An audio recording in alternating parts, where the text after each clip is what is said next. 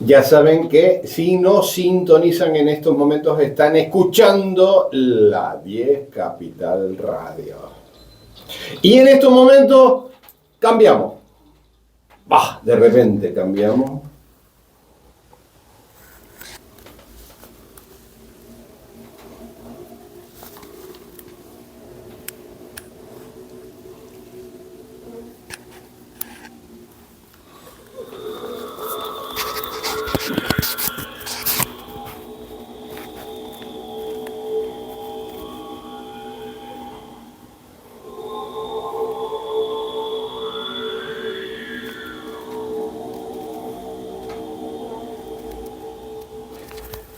Maestro José Figueroa, ¿qué es esto exactamente? Estos son los cantos guturales de los lamas tibetanos. Esto es nuestra sintonía del programa Tiempos Interesantes.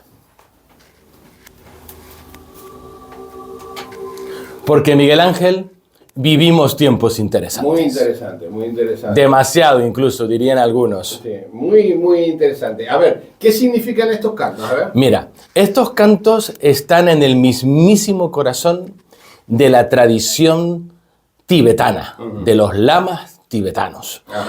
Y en realidad vienen aún de más atrás. Estos son los cantos sagrados o una parte de los cantos sagrados de los chamanes de Mongolia. Porque los chamanes de Mongolia tienen dos tipos de cantos. Tienen los guturales, que son los que escuchamos, que los adoptó el budismo tibetano, por razones que voy a explicar ahora. Y luego tienen otros cantos que son los armónicos. Pero esos armónicos en el budismo tibetano están prohibidos. Curiosamente, le tienen prohibido a los lamas que los canten. Fíjate tú, porque estos cantos son poderosos, son fuertes, mueven el mismísimo tejido de la realidad, mueven tu psique, mueven tus células, mueven tu ADN y afectan al entorno. Fíjate tú, entonces en la tradición mongola original, los chamanes usan los guturales como limpieza de ti mismo y del entorno. Lo estoy simplificando, ¿eh? Esto mueve, limpia. Es el Mr. Proper, es el Mr. Proper de las energías negativas. ¿Pero qué dicen estos cantos? Es que ahí está el tema. Porque lo que hacen los lamas tibetanos es utilizan el lado gutural, ¿vale? Que es el Mr. Proper de los cantos espirituales. Esto limpia las malas energías. O sea, señora, usted quiere limpiar su casa de malas energías, meta cantos guturales de los lamas tibetanos, ¿vale?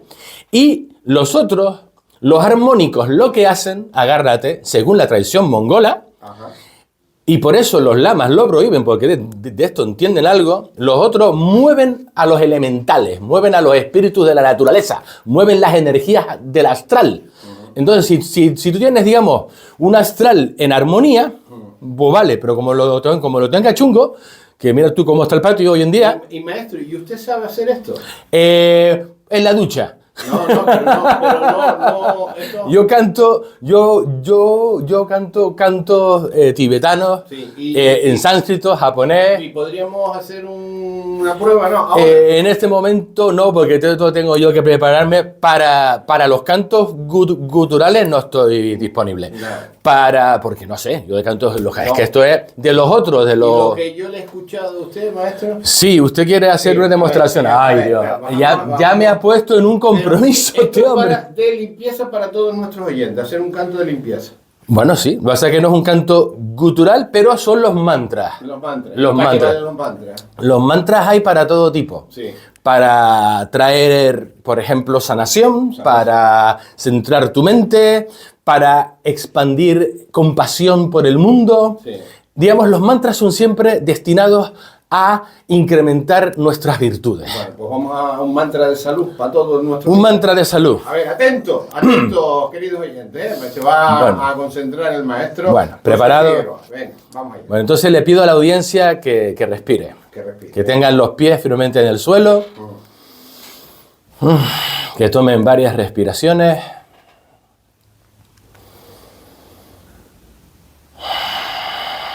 Yo voy ahora a empezar. Voy a entrar por el sánscrito. Bematare. Samdarahri. Sarbalokavashum. Kuru. Soha. Bematare. Samdarahri. Sarbalokavashum. Kuru. Soha. Bematare. Samdarahri.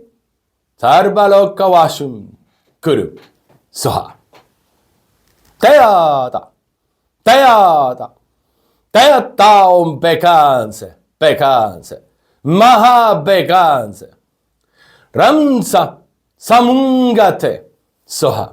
Teata pecanse. Pecanse. Maha pecanse. Ramsa.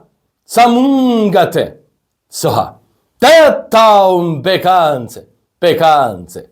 Maha pecanse. Ramsa. Samungate.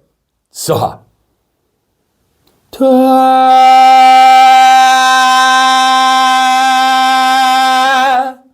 Yata.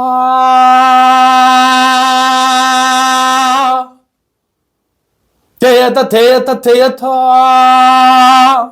Teata, teata, teata.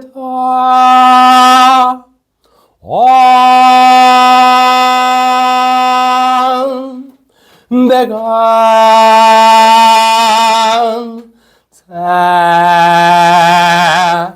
Began.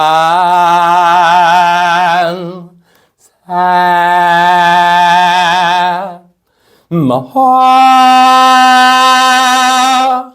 Maha.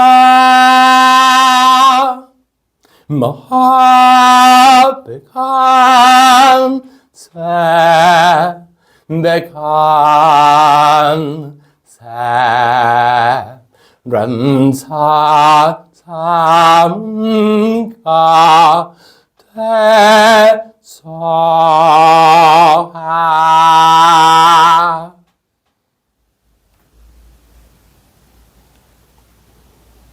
Pues eso fue para el beneficio de todos los seres que sufren en el mundo. Esto es para... Este es el mantra del Buda de la medicina. ¿Y qué decía el cántico? Es un mantra muy antiguo, es de los más antiguos del budismo tibetano. Sí. Y es un mantra destinado a traer una frecuencia, una energía de compasión, de sanación a todos los seres que sufren en todos los tiempos y en todas partes. Es compasión pura. Si, digamos, analizas un poquito más profundo, lo que intenta es ayudar a la persona a desarrollar un estado de conciencia que no es compatible con el sufrimiento o la enfermedad. Si lo miras más desde el punto de vista, digamos, más de todos los días, el Buda de la medicina es el patrón de todas las personas que cuidan de otras personas, de médicos, enfermeras, psicólogos, psicoterapeutas, masajistas. Toda la persona que de alguna manera cuida de otros está envuelto en el tema de la salud. El Buda de la medicina es su patrón. Pero sobre todo esto es un mensaje de compasión por todos los seres, porque todos los seres sufren y todos los seres quieren ser felices. Y este, digamos, es el mensaje, digamos, último, por así decirlo. Entonces, estos cantos guturales que los lamas usan... ¿Que son en japonés? No, en tibetano o sánscrito. Y entonces, estos cantos, la parte gutural que viene de Mongolia, tiene una carga energética muy fuerte, porque desbloquea, limpia...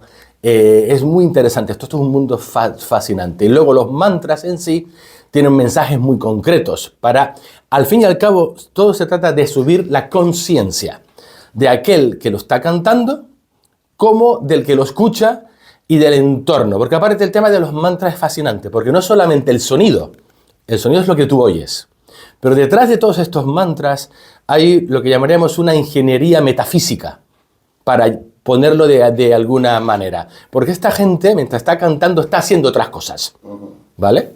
Y entonces están trabajando con esto. Y con esto, con esta música, vamos ahora a entrar a partir de ahora en nuestro programa Tiempos Interesantes.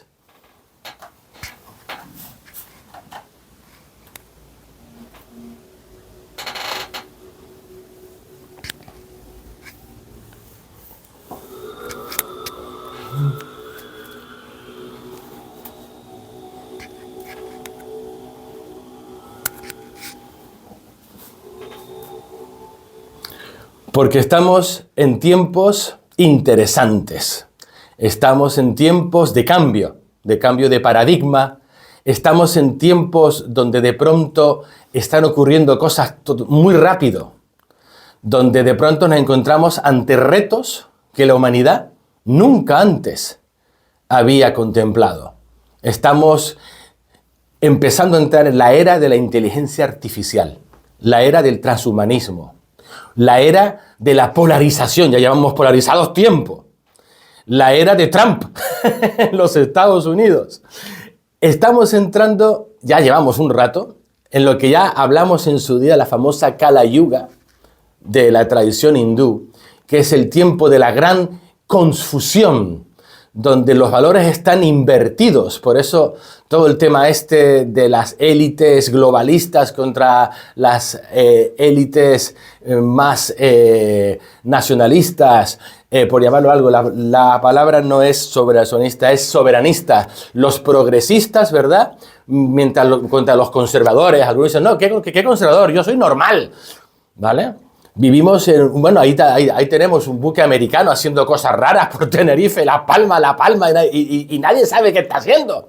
Pero está todo muy raro. Luego tenemos a los drones sobre Nueva Jersey que siguen por ahí, por cierto. O sea, siguen, ¿eh? Y ya es una cosa muy fuerte. Lo que pasa es que ahora, como ahora está Hollywood ardiendo, pues entonces ya se han olvidado de los drones.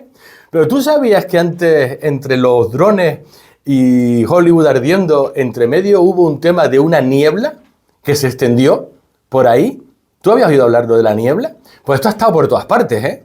Una niebla espesa que hacía a la gente toser, que decían que los estaban fumigando. O sea, Estados Unidos está patas arriba. Patas arriba. Y el resto del mundo, pues tú sabes cómo estamos.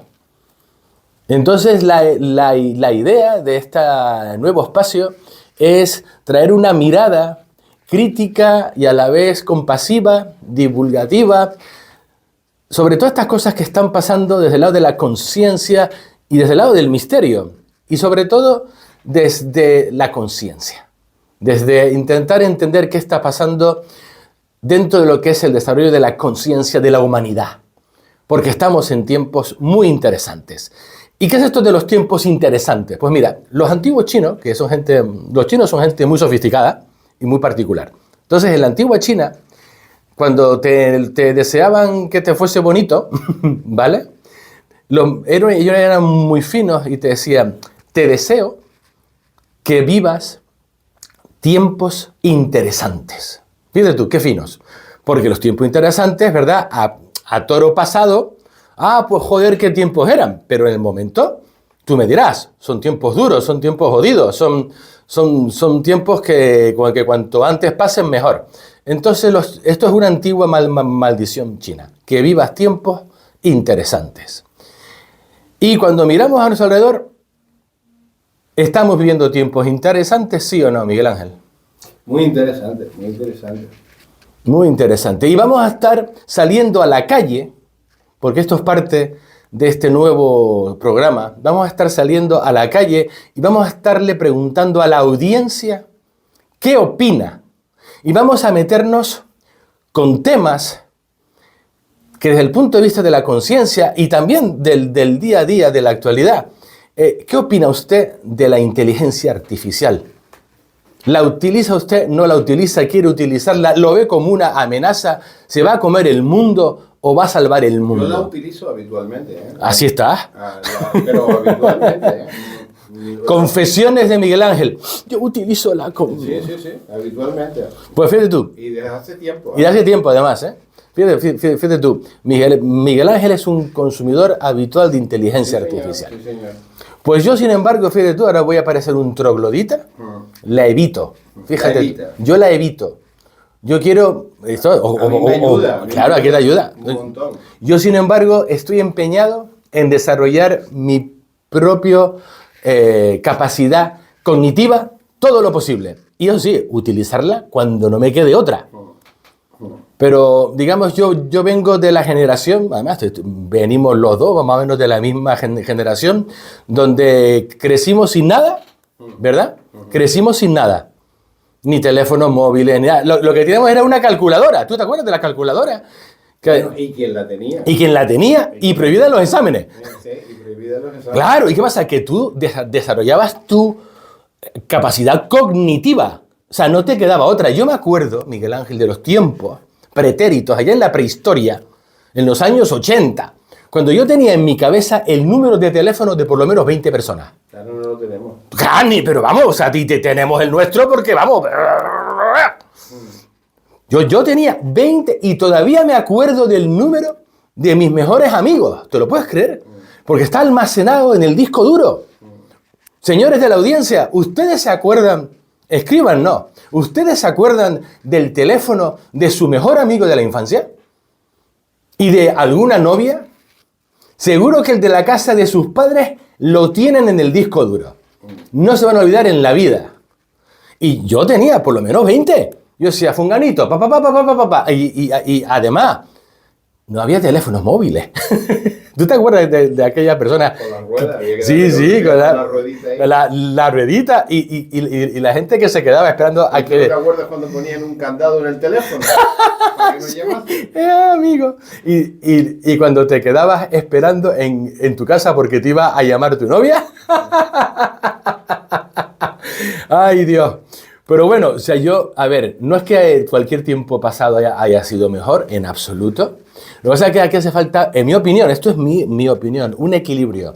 Un equilibrio entre dejarnos abducir mentalmente y volvernos fofos y tontos porque otra cosa lo está haciendo todo por nosotros, o utilizar esa otra cosa para hacernos más listos.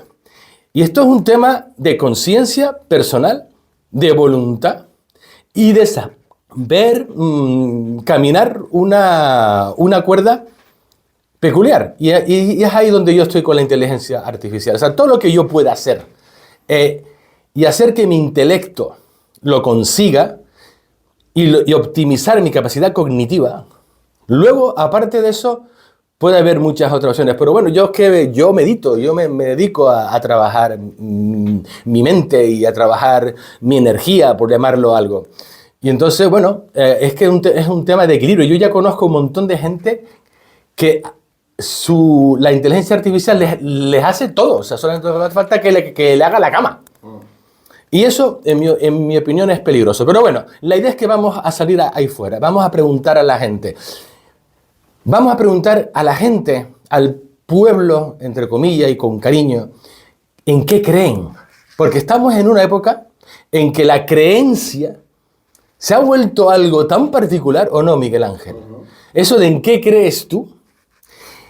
Y date cuenta que estamos en una época donde tener cualquier tipo de creencia conlleva un riesgo. Que te pongan una etiqueta. O que te digan que estás, no sé, atrasado, o que eres no sé qué, o no sé cuánto. Y luego hay creencias que están de moda. Que todo el mundo tiene que creer eso. Y luego están los contracreencias. Y los conspiranoicos. Y los que no creen en nada. Y que creen en nada y además se creen los más listos del corral. O sea, vivimos en tiempos alucinantes. Y nosotros aquí queremos saber, usted, ¿en qué cree? ¿En qué cree? Porque además estamos en una época muy curiosa en la que la polarización ya también entra aquí. Y tenemos discursos, narrativas, donde a lo mejor si tú crees en algo, en lo que sea, eres tonto. Eres tonto. Y eso es fuerte. Eres tonto. Y entonces, bueno, vamos a averiguar en qué cree la gente. Y vamos a hacer vídeos de esto. Y vamos a colgarlos en nuestras redes sociales. O sea, que cuidado porque aparece por ahí en cualquier momento uno con el micrófono de la 10 en la calle del Castillo. y le vamos a preguntar cosas. A ver usted qué opina y vamos a darles voz en nuestras redes sociales de la 10 Capital Radio, en nuestro YouTube, en Instagram, Facebook y por todas partes. Vamos a darle voz a la gente. Vamos a ver la gente qué opina, qué pica, qué no pica. Vamos a descubrirlo, Miguel Ángel. Bueno, pues vamos a ello, ¿no? Comenzamos, ¿no? Comenzamos. Estamos en tiempos... Interesantes. En tiempos muy especiales, muy singulares. Muchísimo. O sea, tú, si te fijas, los años 80 y los 90, aquello era una balsa. Ya. Hasta que apareció el SIDA, ¿te acuerdas? Y se lió. Pero aparte de eso, revoluciones aquí, alguna guerrita allá. Pero era un mundo como muy sólido. Y sobre todo una cosa que ha sido la gran revolución, las redes sociales. Sí. Que ahora de pronto cualquiera es periodista. Ahora cualquiera puede hacer cualquier cosa. Y hay gente que lo hace muy bien, pero que muy bien, y que crea escuela y deja al resto mirando a otra parte. Y luego obviamente hay gente que es para darle de comer aparte. Pero porque estamos en esos tiempos. Y muchísima gente que ha encontrado una segunda vida en las redes sociales y gente que vive de ellas. Y hay un universo montado dentro de las redes sociales. Hay una guerra cognitiva. Una guerra cognitiva que antes se desarrollaba en los medios de comunicación de una manera muy solapada y que ahora está en las redes sociales y de la cual se habla. Porque hablamos. Bueno, maestro, nos vamos con esos cantos con los cuales empezamos. Hasta la próxima semana. Arigato.